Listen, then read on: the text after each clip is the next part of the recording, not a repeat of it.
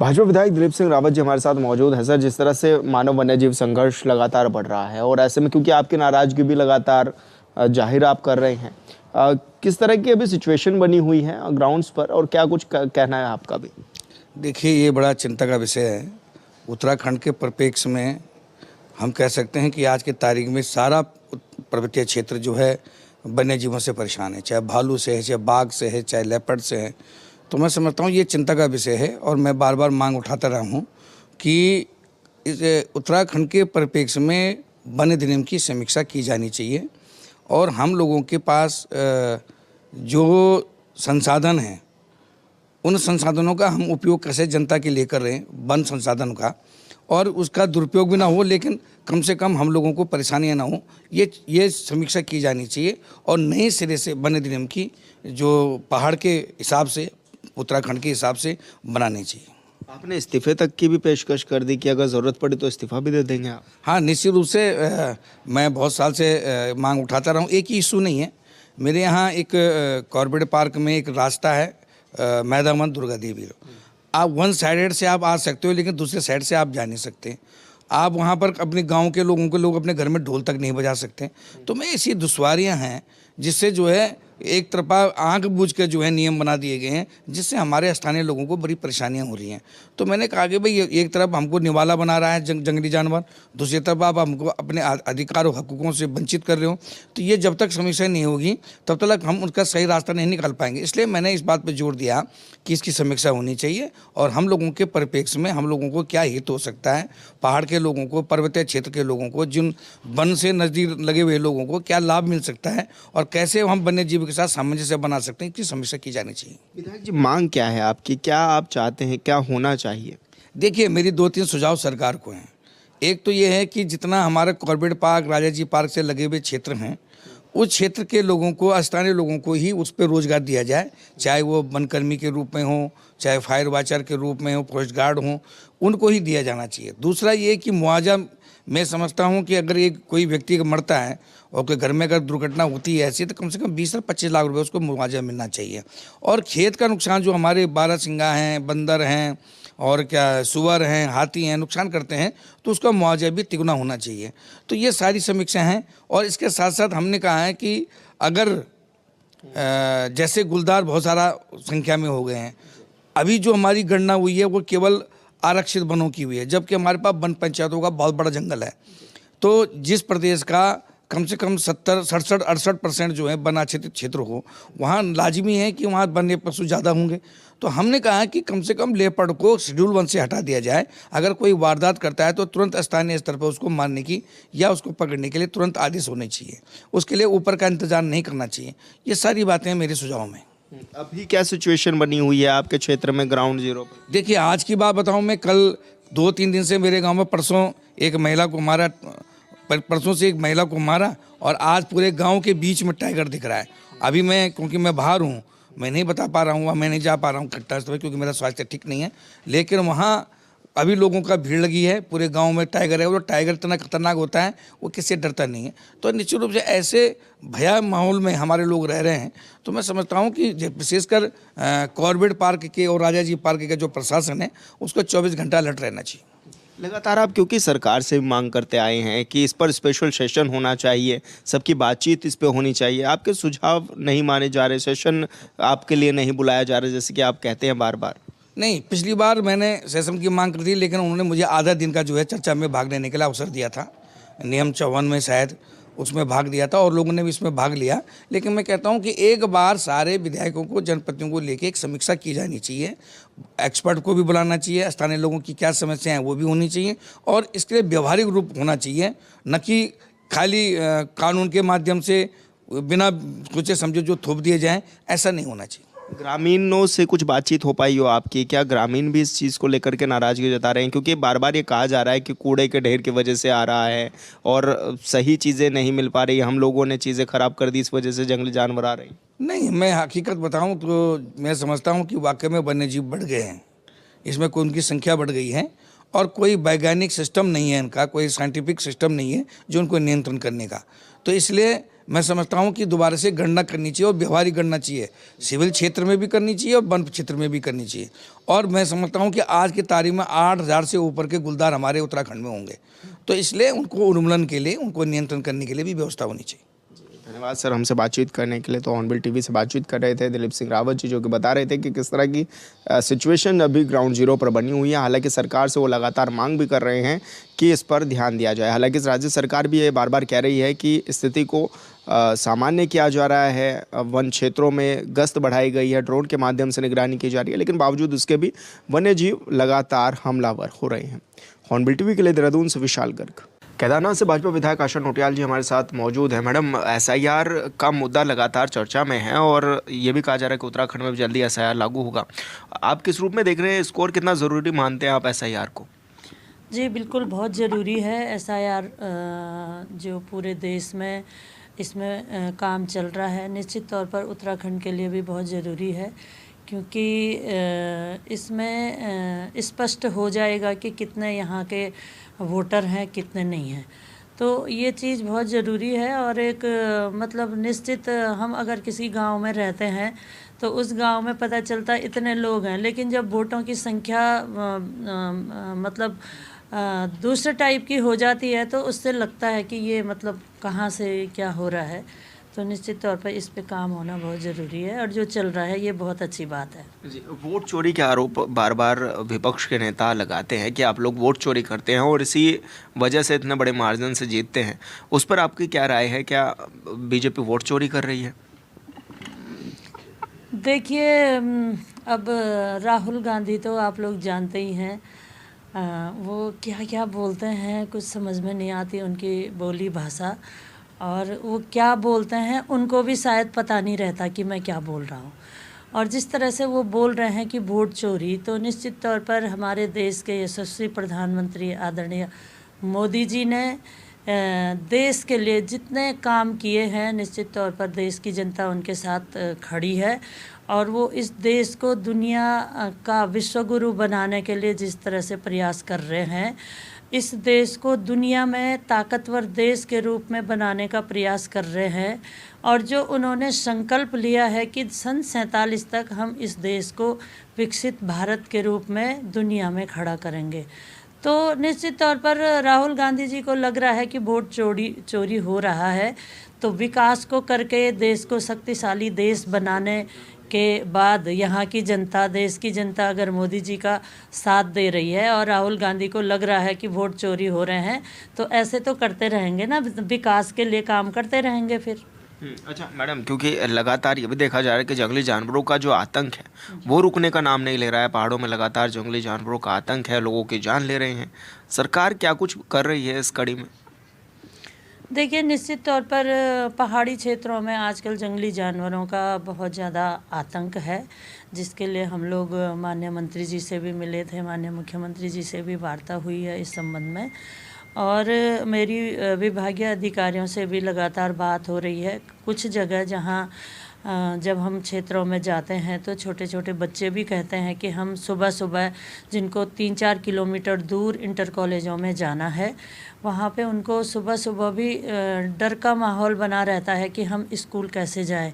तो ऐसी जगह के लिए मैंने जिलाधिकारी जी से भी बात करी थी। तो कुछ जगह हमने वाहनों की व्यवस्था भी की है कि उन बच्चों को स्कूल तक पहुंचाने के लिए वाहन की व्यवस्था हो। और माननीय मुख्यमंत्री जी भी, माननीय हमारे वन मंत्री जी भी इस चीज़ के लिए गंभीर हैं। और संबंधित विभागों को जहाँ जहाँ ऐसी घटना की आवाज़ उठती है या दिखाई देता है, तो वहाँ पर वन विभाग की टीम जा कर के वहाँ थोड़ा गांव को संरक्षण देने के लिए वहाँ पे पिंजरा लगा करके उन चाहे वो तेंदुआ है, चाहे वो भालू है, उसके लिए प्रयास किए जा रहे हैं। मैडम, चारधाम यात्रा इस बार की बहुत अच्छी भी रही है और बड़ी संख्या में तीर्थयात्री पहुंचे भी। इस बार पिछली बार के आंकड़े भी टूटे। अब क्योंकि शीतकालीन यात्रा पर भी राज्य सरकार जोर दे रही है, और आप किस रूप में इसको देखती भी हैं, क्योंकि केदारनाथ में सबसे ज़्यादा पर्यटक पहुंचते हैं तीर्थ के लिए? जी जी जी, मैं सबसे पहले तो अपने प्रदेश के यशस्वी माननीय मुख्यमंत्री जी का बहुत बहुत धन्यवाद करती हूँ कि उनके सफल संचालन से, उनके सफल प्रबंधन से केदारनाथ में इस बार चारों धामों में से सबसे अधिक तीर्थयात्री श्रद्धालु पहुँचे। और वहाँ के लोगों को रोज़गार की दिशा में एक अच्छा वातावरण मिला है। तो निश्चित तौर पर हमारे माननीय मुख्यमंत्री जी ने ही पिछले वर्ष शीतकालीन यात्रा का भी ओंकारेश्वर मंदिर ऊखीमठ से प्रारंभ किया था और उसके बाद वहाँ लोगों में उत्साह रहा। जो हमारे बच्चे होम स्टे चलाते हैं, जो ढाबा और छोटी छोटी चीज़ों को चलाकर अपना रोज़गार स्थानीय लेवल पे कर रहे हैं, चाहे वो हमारा चोपता पर्यटन स्थल है, चाहे देवरियाताल हमारा पर्यटन गांव सारी है, वहाँ बहुत सारे बच्चे होम स्टे चलाते हैं। हमारा त्रियुगी नारायण है, काली मठ है, तमाम हमारा कार्तिक स्वामी है। पूरे क्षेत्र में कहीं ना कहीं श्रद्धालु और तीर्थ पर्यटक पहुँचे हैं।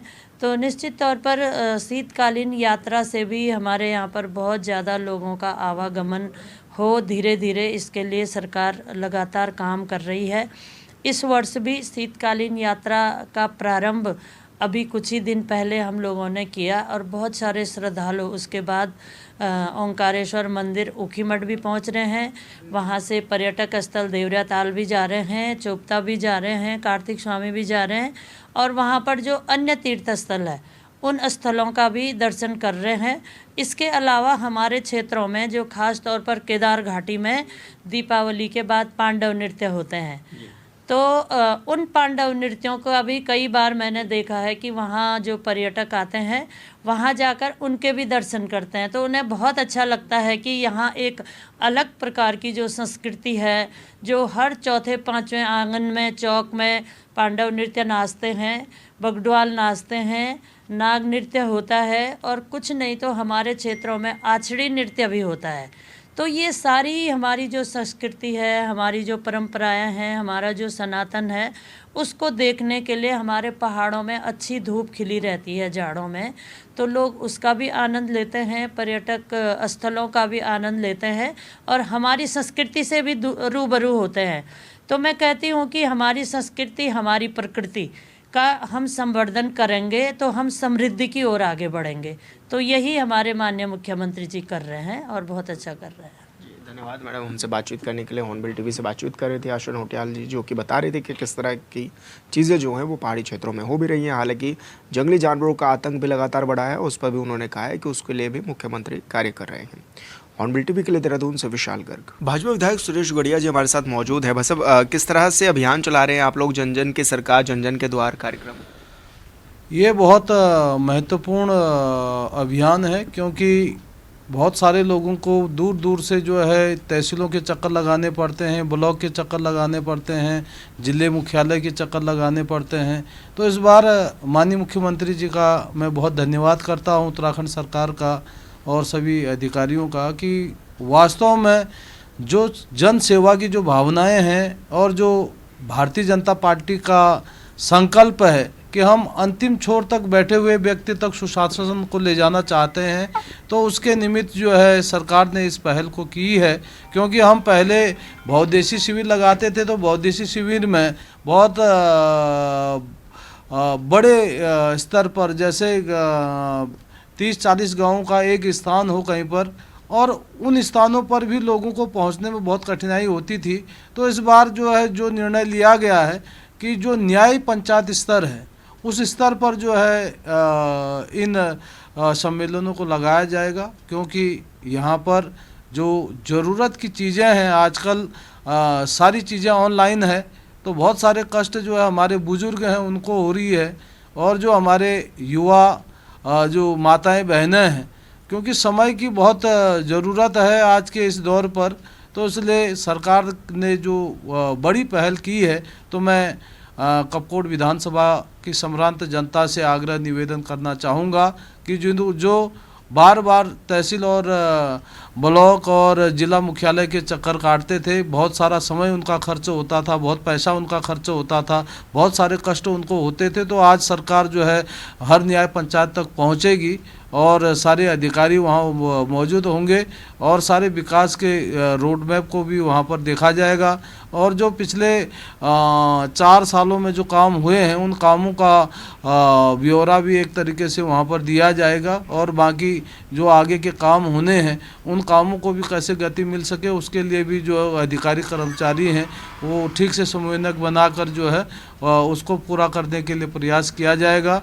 और इसलिए जो सरकार ने जो कोशिश की है ये कोशिश जो है सार्थक रूप से जो है आम जनता के लिए जो है फ़ायदेमंद हो, उसके लिए जो है अभी थोड़ी देर में मैं भी अपने क्षेत्र के लिए निकल रहा हूँ ताकि हम भी उन सम्मेलनों में रहकर आम जनता के जो प्रमाण पत्र हैं, जो ज़रूरत की चीज़ें हैं, आधार कार्ड और KYC कराना और जो खाता खतौनी, मैं सबसे बड़ी बात कह दूं कि जो म्यूटेशन का काम है वो स्वतः ही सरकार ने बोला है कि अगर किसी के परिवार में अगर कारणवश किसी की मृत्यु हो जाती है तो वो ज़मीन जो है स्वतः ही जो है म्यूटेशन जो है दाखिल खारिज जो है चढ़ जानी चाहिए। उनके जो बच्चे हैं जो पात्र हैं उनको जो है सीधे ही उनका बेनिफिट मिल जाना चाहिए। उसके लिए जो है लगातार सरकार जो है सरलीकरण के साथ जो है समाधान और निस्तारण और वहीं वो चीज़ें हों उसके लिए जो है हम लगातार प्रयास कर रहे हैं। किस तरह का रिस्पांस भी आ रहा है, ग्रामीणों को कितना फ़ायदा इस चीज़ से मिल रहा है? और क्योंकि 2027 क्योंकि इलेक्शन का भी समय है आने वाले समय में, तो क्या क्योंकि कांग्रेस भी इसको जोड़ करके देख रही है कि सरकार अगर इस तरह के कार्यक्रम चलाती है, लेकिन ये एक अच्छी पहल भी मानी जा सकती है, और ऐसे में रिस्पॉन्स की अगर बात की जाए किस तरह का रिस्पॉन्स है? ये जनता से जुड़ा हुआ सीधा सीधा संवाद है और जनता के जो काम है वो सरकार की प्राथमिकता है। और हमने पहले ही कहा है कि सबका साथ, सबका विकास, सबका विश्वास, सबका प्रयास होना चाहिए। तो जो सही काम है समाज के लिए उसमें इनको राजनीति से न जोड़कर जो है जनता के कष्टों के समाधान के लिए जो योजना बनी है, योजना सकारात्मक है और उसकी पहल भी सकारात्मक है और आम जनता को उसका फ़ायदा हो सके उसके लिए सब लोगों को प्रयास करना चाहिए। अच्छा विधायक जी, क्योंकि इन कुछ सालों में उत्तराखंड की जो डेमोग्राफी है वो चेंज हुई है, उसको लेकर लगातार सवाल उठ रहे हैं कि डेमोग्राफी चेंज हो रही है। SIR पर अब आप लोग चर्चा कर रहे हैं कि SIR होना ज़रूरी है, किस रूप में देख रहे हैं, कितना फ़ायदा इससे होगा और क्या डेमोग्राफी जो चेंज हुई है वो भी बचेगी? हर बार हर कोई चाहता है कि फेयर काम हो और आप भी चाहते हैं कि धरातल पर जो चीज़ें हैं, जो काम है वो सही से ठीक से हों, क्योंकि जो SIR आया है वास्तव में बहुत ज़रूरी है कि हमें पता होना चाहिए कि जो व्यक्ति जहाँ रह रहा है तो वहाँ के मतदाता सूची में उसका नाम होना चाहिए।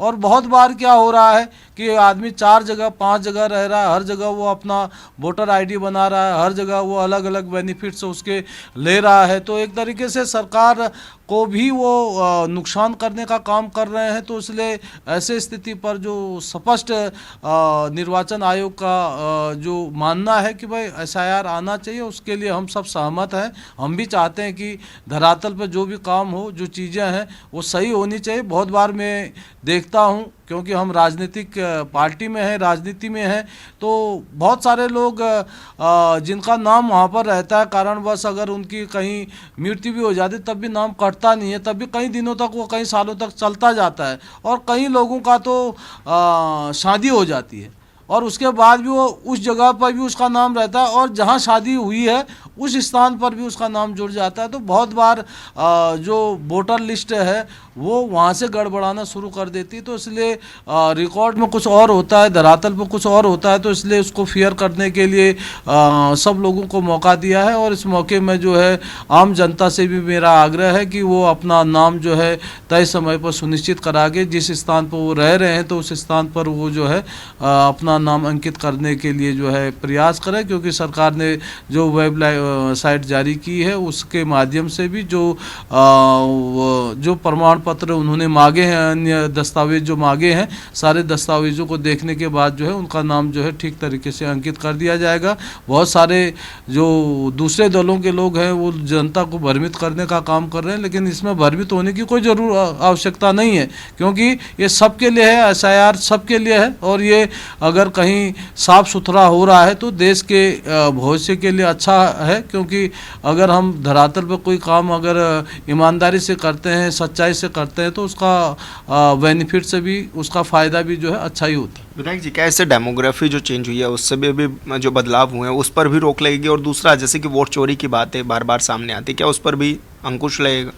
बिल्कुल, आपका कहना बिल्कुल जायज़ है। उत्तराखंड के अंदर जो डेमोग्राफी चेंज हुई है तो उसके लिए सरकार भी सजग है, और माननीय पुष्कर सिंह धामी जी ने स्पष्ट कहा है कि अगर किसी ने भी गलत किया है तो उसको बख्शा नहीं जाएगा, और किसी ने भी फर्जी तरीके से अगर अपने नाम को जोड़ने का प्रयास किया है तो उसको भी जो है अधिकारी जो है जांच कर रहे हैं। तो स्क्रूटनी में जो जिस लेवल पर चीज़ें हो रही हैं तो उसका निष्कर्ष भी उतनी जल्दी निकलेगा, क्योंकि बहुत सारे अलग अलग स्थानों से लोग यहाँ पर आके यहाँ पर वोटर कार्ड है, आधार कार्ड है, और अलग अलग तरीक़ों से उन्होंने अपना दस्तावेज बना के एक तरीके से यहाँ पर डेमोग्राफी को चेंज करने का जिसने भी प्रयास किया है तो उसको जल्दी जो है सरकारी जो अधिकारी कर्मचारी हैं उसके जांच के उपरांत पता चलेगा कि कितने लोगों ने फर्जी तरीके से जो है यहाँ पर दस्तावेज बनाए हैं और किसने बनाए, उस पर भी जो है